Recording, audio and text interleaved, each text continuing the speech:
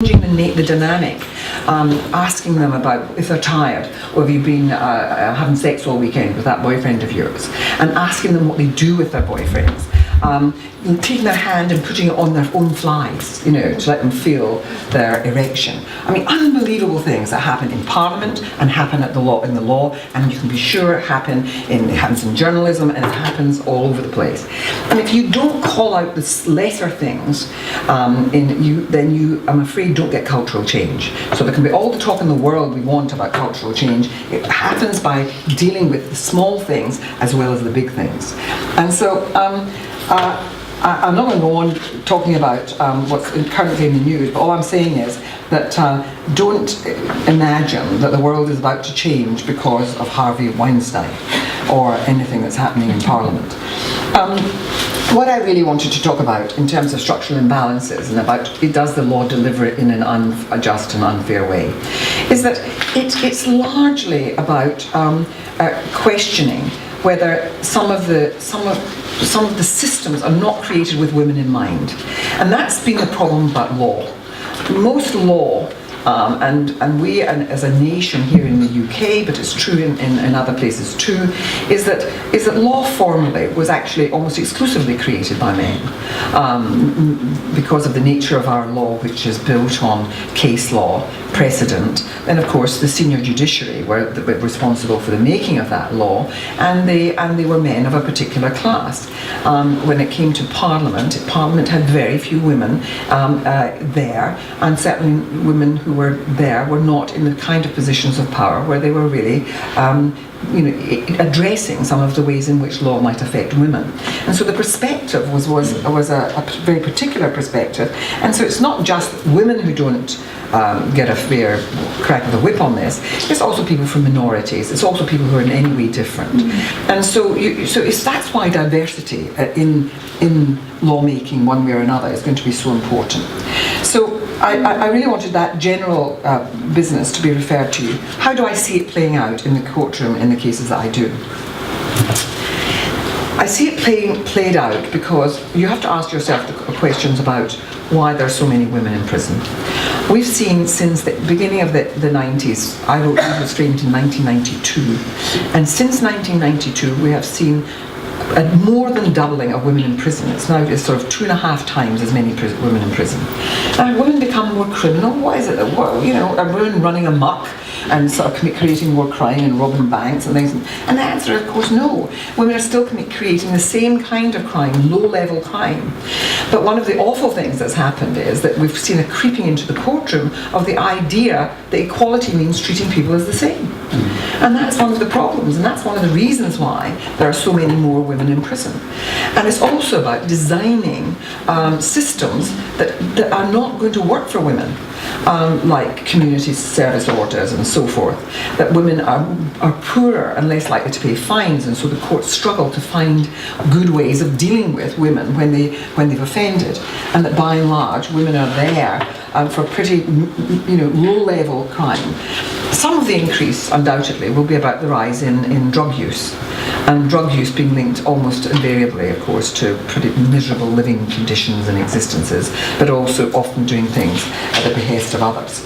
So, answering that question about women in prison it goes to the heart of some of this stuff, because very often it's because it's felt by the courts that they're not behaving appropriately as women, they're failing their children, there isn't a man around, all the sort of things that they think serve to create the picture of a woman who's able to live a stable life.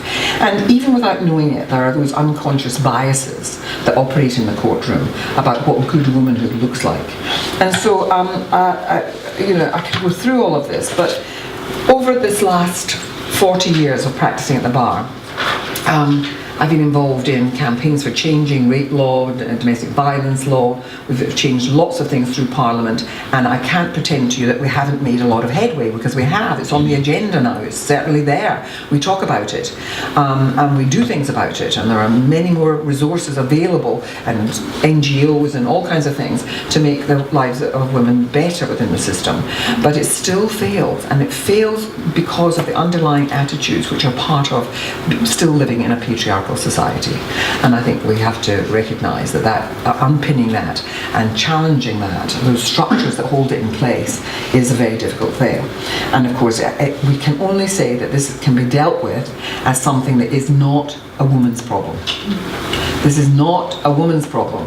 This is an issue for everybody, and we have to have men helping us address the levels of violence that there are towards women and so on. Now, the other thing about it is that, and this is one of the things that's hard to talk about, is that for some people to talk about, but I'm talking about it because I think that you have to, which is that, of course, one of the things that enriches our society is that new people come and live in Britain and so on, but often they're bringing with them cultural practices which actually are ones that we had, pretty similar ones, you know, here in Britain, you know, blaming women if they got themselves pregnant outside of marriage, all that horrible stuff that happened when I was a young woman and a child, and the stories that you heard in your childhood about, you know, women who'd got themselves into trouble and the shame that it brought on their families and all of that. It's not long ago that we in Britain did vile things to women who were unmarried mothers, and we know all the stories of Ireland and the Madeleine Laundries and all of that stuff. So we aren't. It's not very far behind us. The very things that that people express, you know, horror as continuing to happen in certain communities. But when people are coming to live here, you cannot. We have to say, you know, shaming women because they're the victims of rape is unacceptable. And we have to remember that in some communities from which new arrivals are coming back in their own countries, women are being blamed, stoned, marginalised when they are themselves the victims of horrible sexual transgressions. That women are often given a lesser level of belief when it comes to any kind of accusations. It's not long and still hovers around in the ether in this society. So we have to be saying to people, you know, this is not us talking through a position of superiority. We're only coming out of the dark in relation to this, but it has to. We have to challenge the idea that there's FGM can be performed, that there are forced marriages, that there are honour killings or honour disgracings of women, that all the different things, and polygamy.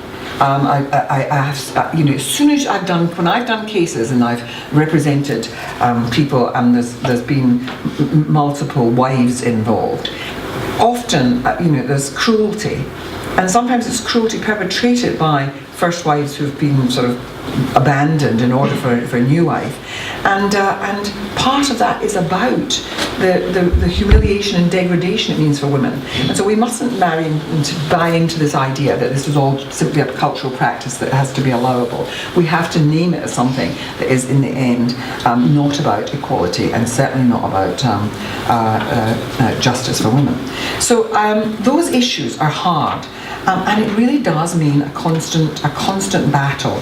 And I somehow had an innocent belief 40 years ago that by the time I was the great age that I am now, that we would be living in a very happier place. I see other older women agreeing with me. We all thought that we would have reached the uplands, and every so often I think something happens and I think this will be the breakthrough.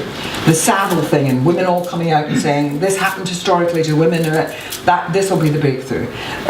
Rotherham, you think, oh my God, this is going to at least awaken people to the ways in which the police turn a blind eye to stuff. This is going to end it all. I think the social service department thinking that there are certain kinds of girls that are really trashy girls that don't need the same kind of protection. And I'm sorry, but the great day never quite dawns. So I just want to say, I don't want us to end on a low note. I want us to say but each one of these things takes us to a better place. Each one of these battles, even although the stone hasn't been completely rolled out of the, you know, out of the sort of hole in which it's embedded, we're getting it up there, and we are actually moving to a better place all the time. But it is about constant monitoring of what's happening and constantly calling out the sort of conduct and structural failures that allows this to continue. Thank you.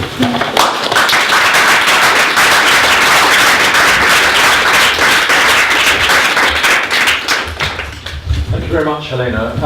We'll have questions at the end, but there was so much meat and potatoes in that there may be some questions, somebody who's desperate to ask a question straight away. If anyone wants to ask a question now, please do so. Otherwise, yes, go ahead. Thank you very much. I'm from Bangladesh. I'm just here on a visit, thanks for Devaki's invitation. So I was very glad to listen to what you had to say. I want to ask you whether the increasing number of women lawyers or their presence in court, whether this has helped, are they more likely to take up defense of women's cases, particularly, and has this had an effect, say, on issues of domestic violence? And if I may ask yet another question, because you mentioned the cultural practices of some communities which are here, and I know that there is a pressure, say, from community elders or leaders, as they call themselves, to introduce laws which are not really protecting women's rights. Say, in the women Muslim leaders in England or Canada talk about going back to the Sharia law, but there are many women themselves, Muslim women, who don't believe in it. And what is the kind of action then that lawyers can take in support of the women's movements? I don't want to eat into Diane's time, but what I wanted just to say is that, first of all, having the arrival of many more women has been wonderful. Because when I started talking about this kind of stuff, it was quite a lonely place. You know, my colleagues were all people actually in academia, who often would be doing great research, and I would be able to use it in my work and then get it into the courts and stuff. But there were women at the bar who thought this was all rubbish and they'd never experienced discrimination in their life and they didn't know what you were talking about. And there will always be that. But it's not true anymore. My chambers, for example, is full of fantastic women doing incredible work. All these sorts. The human rights, in fact, it gives us a tool in relation to the protection of victims, and so we've got something that we can use. Often calling for inquests when women die in circumstances where we suspect that it's more about domestic violence and so on, and using those things.